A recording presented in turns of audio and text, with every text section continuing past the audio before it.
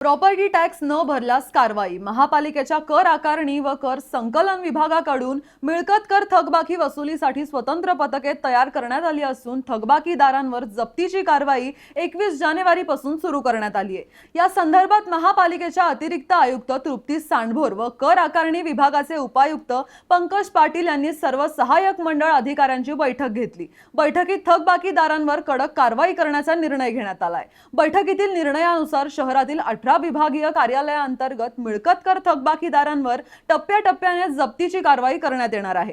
थकबाकी वसुलीसाठी विभागनिहाय स्वतंत्र पथके नियुक्त करण्यात आली असून येत्या काही दिवसात संबंधित थकबाकीदारांना जप्ती अधिपत्रे पाठवली जाणार आहेत। त्यानंतरही कर भरणा न करणाऱ्यांवर थेट जप्तीची कारवाई करण्यात येणार आहे। या कारवाई अंतर्गत निवासी थकबाकीदारांचे नळजोड खंडित करण्यात येणार असून बिगर निवासी थकबाकीदारांच्या मिळकतींवर थेट जप्तीची कारवाई केली जाणार आहे। चालू आर्थिक वर्षातील तसेच थकीत मिळकत कराची रक्कम तत्काळ भरून जप्तीची कारवाई टाळावी असे आवाहन महापालिकेकडून नागरिकांना करण्यात आलेले आहे। यावर तुमचं काय मत आहे ते आम्हाला कमेंट करून नक्की सांगा आणि पाहत रहा PCMC न्यूज चॅनल पिंपरी चिंचवडकरांचं।